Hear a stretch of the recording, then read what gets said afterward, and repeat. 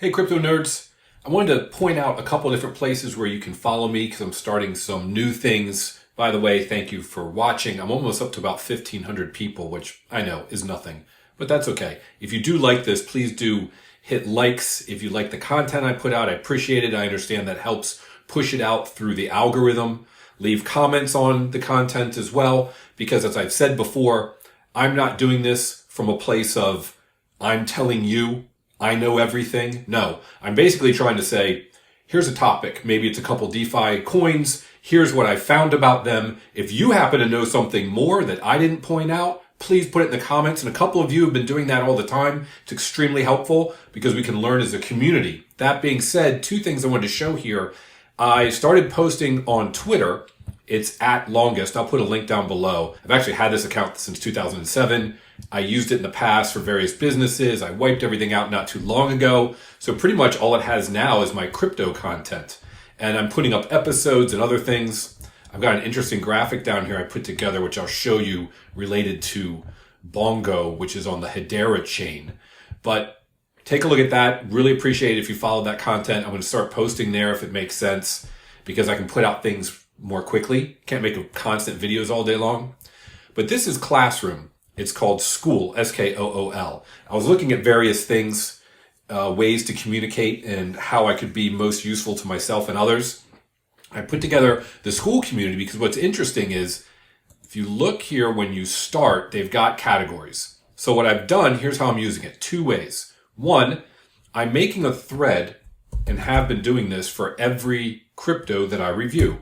For example, you just type in the ticker, so to speak. So for Hedera, I typed in HBAR and it brings up all of the posts for HBAR.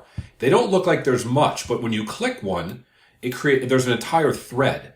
So for every crypto, I'm making a thread for that crypto and putting all of the different videos that I put in. Because I realize on YouTube, people might watch a video that I did a month ago and they'll leave a comment and I'll be like, oh, I guess you didn't see my more recent ones because I addressed that. And then I got to link, leave it so that they see it. But here, for example, it says Hedera HBAR. And I've got other ones, like it might say, Internet Computer :ICPs. But when you click it, it's going to show you the original one and then threads on various information that I may have added.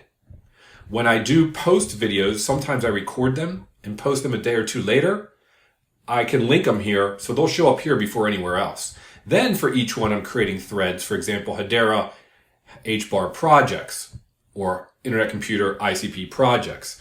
And there's a whole bunch of them. And then there's a category for just more recent news. All right, so that's fairly straightforward. There's a link down below. But more importantly, for those of you that know nothing about crypto, or even certain categories you may not know much, I'm creating these various and cranking out the content as fast as I can.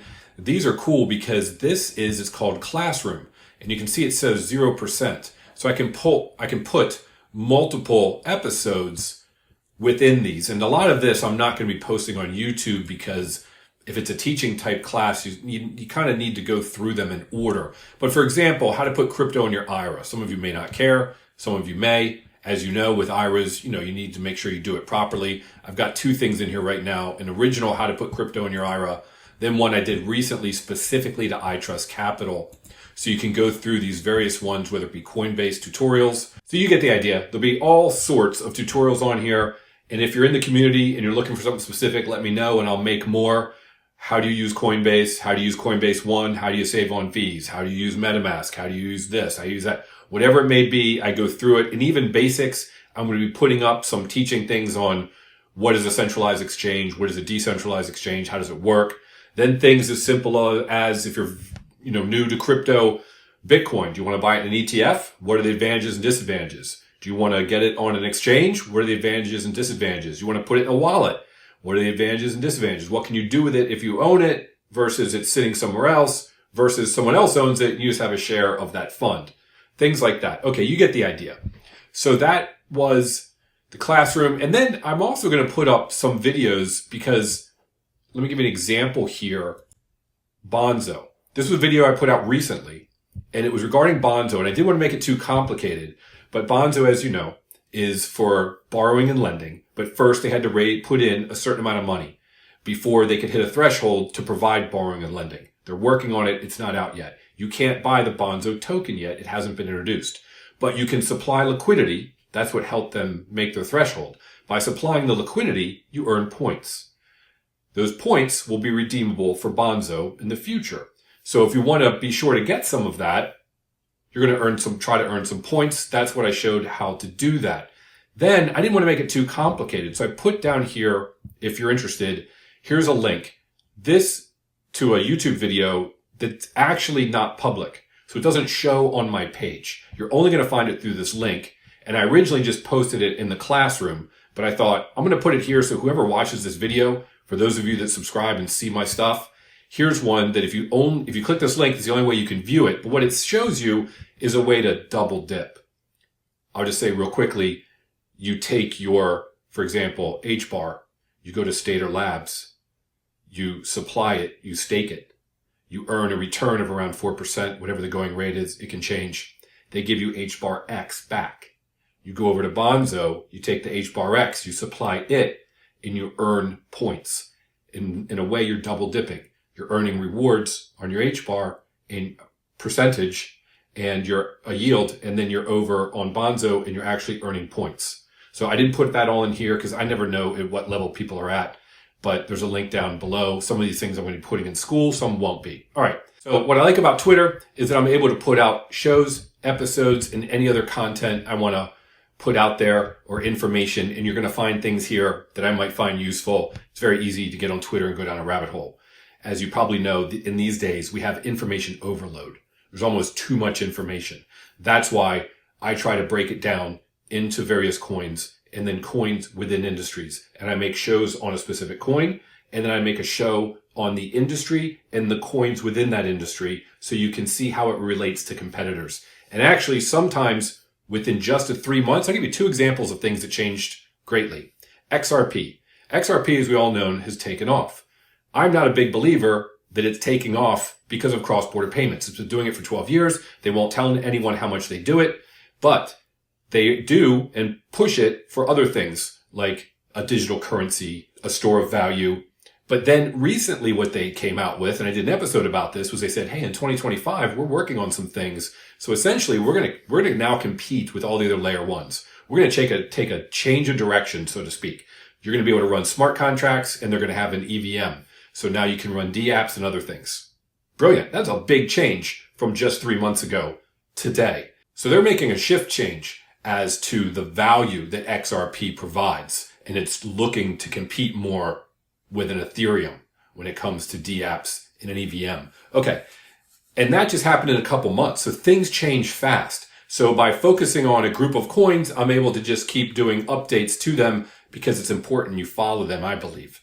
So you know what's changing. 2 others I thought were fascinating. Arweave and Filecoin. I bought them a long time ago. I let it just sit. I said to myself, I want to make sure I have some exposure to decentralized storage. I'm big on CDNs. They're not going away. They're only getting bigger. When you talk about a bunch of edge servers, makes total sense. Perfect for decentralized. I want exposure. I bought those. Okay. Well, here we are. I did an episode just a little while ago, and I realized they're both backing themselves in to a layer 1 by providing things like the ability to do smart contracts in dApps in an EVM type machine. Those 2 added those features. So it's interesting. They've got the storage, and now they're providing other capabilities. So it'll be interesting to see where those go. But as you can see, in just 3 to 6 months, their sort of value proposition has changed greatly, which can make the value of those coins go up significantly. Lastly, just real quick, this is Monday. I'm recording this on Sunday, but I just wanted to say you probably saw a lot of your coins rocket in the last week or so. Excuse me. I believe that that's not yet the beginning of the altcoin season. People will zoom in on Bitcoin dominance and say, look at these big, huge down days. It's at 59% Bitcoin dominance. That means Bitcoin dominance is falling. That means that money is going to roll into Ether and then that altcoins. Well, who knows? Because if you zoom out, this is on a daily, it's gone sideways before many times. So is that or is that not a huge drop, meaning altcoin season? I don't know. Look at other things like Dune.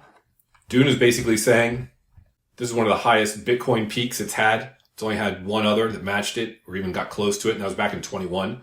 Here, down here, this is saying it's altcoin season. It's the strongest indicator on this particular one since 2020. And it's saying it's still altcoin season. Who knows? And then if you dig into something like Total 3, which is the entire crypto market minus Bitcoin and Ethereum, you can see that recently it has rocketed up. I think in just 1 week, it went from 800 billion to 900 billion, 100 billion on 800. It's like 12.5%. It's a decent jump. Some of your coins did 2, 3, 4, 5x. I don't follow meme coins as much, but within the regular crypto, things are starting to move. Don't get overly excited. I think it's still a good time to pick some winners, to move your money around if necessary, to make sure you're exposed in the right areas. But don't think that because a couple coins are taking off and you have a couple that aren't, that those have no value and you're missing out. In my opinion, I always have to say, big dumb animal, don't do what I do, informational purposes only. Should have said that earlier. It doesn't matter. Point is, be careful. I'm just sitting tight unless there's something that I think is really, really interesting before I make any moves. Don't just jump in and out. Have a great day. As I always say, I hope we can make generational wealth together with crypto. I would appreciate it if you follow my Twitter. And if you're interested in the school, please take a look. Link down below. Have a great day. Thanks for watching.